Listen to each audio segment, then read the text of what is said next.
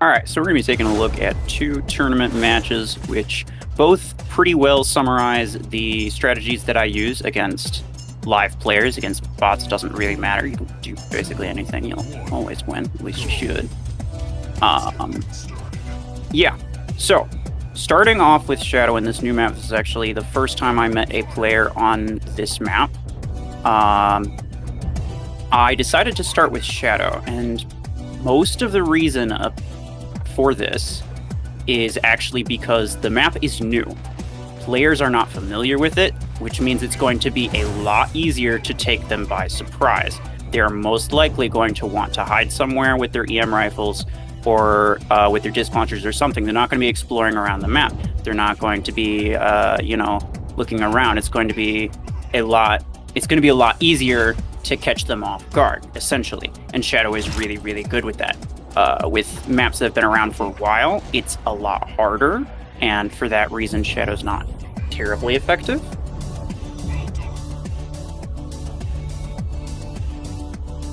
So my classic strategy for a situation like this would be to just dominate, basically try to take care of all of his bots as much as possible. And even though I do just have a Shadow, it's not going to be that effective.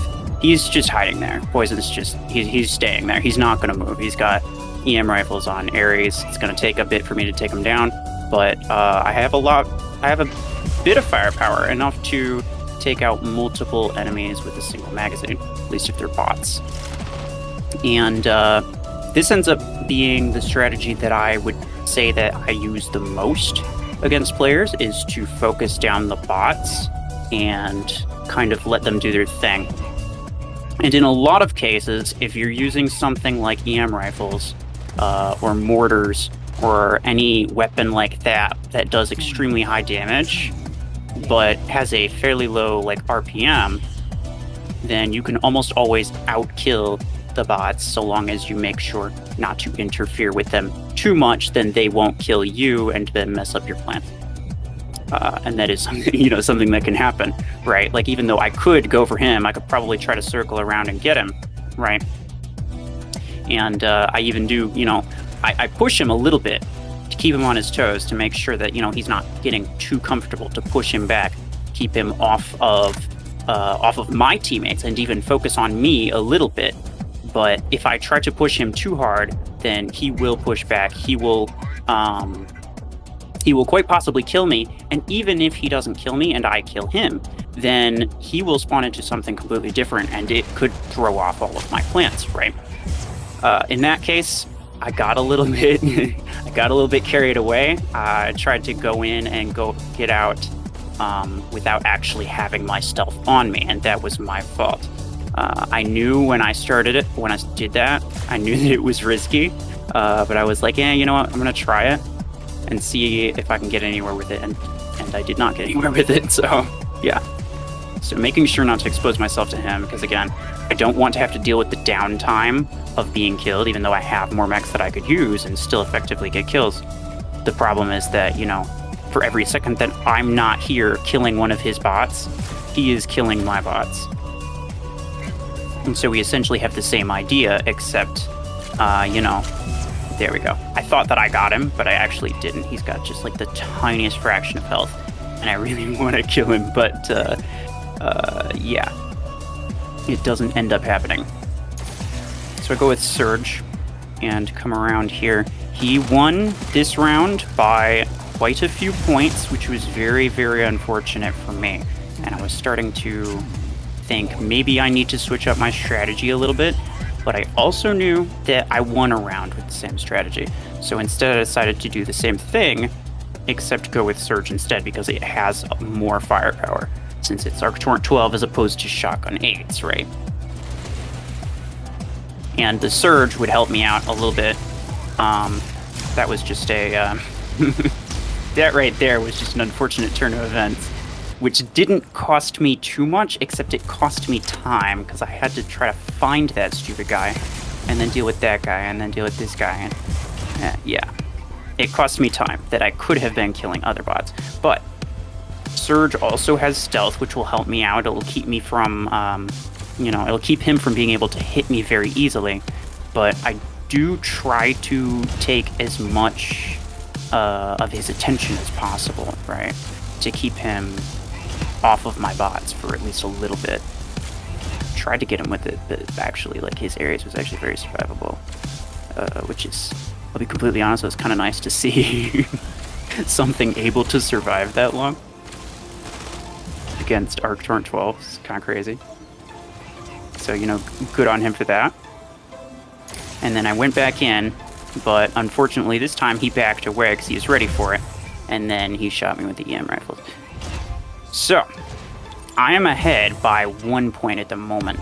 I know that if I spawn into a sniper, he can out-snipe me very, very easily. I need to get something that I can utilize the same strategy that I had before. And I think that was the reason that I lost the second round, is because I spawned in with the Gate Crasher as opposed to the Surge right off the bat. And the Gate Crasher is good. The railguns are good. But I need a specific kind of weapon, a kind of weapon that can outpace him in terms of RPM, right? So here we got overtime, which was very, very fortunate on my part. So now I need railgun. There are only a few seconds left, and in those few seconds, I know that I can get out way more shots than he can.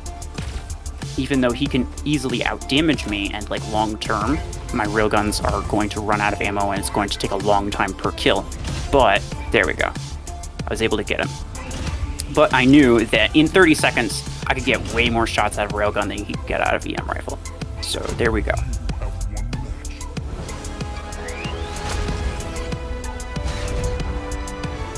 "34 kills on his part, but screw EM rifle. He did get one more kill than me, so it kind of did come down to the bots, or maybe like the third round, I don't know. All right, here we go. The first new tournament map is actually yesterday, as of recording this, that this happened. So this was a 3v3, and I also started with Shadow for the same reason that I started with Shadow on the last match that you saw, is because, again, people are not typically very adventurous, especially if they know that there's players there. See, that guy was not paying attention at all. They're quite often just very, very distracted by the fact that it's a new map. And even myself, even if I wasn't distracted, it's difficult to know where the best points of access are for someone, right? Someone having a Shadow, you know, how easy is it for them to sneak up behind me from this angle, from, you know, this direction over here? What is the likelihood of someone being back here? Nobody knows yet because they haven't played this map enough. And so more or less what I'm trying to do is just capitalize on the fact that nobody is very familiar with the map, and Shadow can make very good use of that. I wanted to stay in this area and try to get them as they respawned, and then moved out. So I'm going back here because I know that somebody is back here. Ends up being a rocket mortar dude. And I'm like, well, that could be an easy kill, but I know if I stay back here, I'm gonna die, and I did, yeah. I definitely knew that it was risky going after that mortar dude, because even though, you know, it's a mortar guy, it's easy kill theoretically, staying back there in their spawn area is never something that you want to do, because everyone has an EMP mech. Everyone has an EMP mech, even the bots. They have multiple, right? Like, the players each have one, and the bots each have multiple. So you're going to get EMP'd if you're back there for any longer than a couple seconds. But this match, you can see that I'm very much focused on the players. My primary objective... So we lost the first round, but that's okay. That's okay. My primary objective here is to focus down the players so that their heavy hitters on their team are out, and then my teammates can focus down the bots and end up getting more kills than them ultimately. And that is the main strategy in this particular match. And part of the reason I felt this was a better strategy than focusing on the bots in this case was because, number one, it's a smaller map.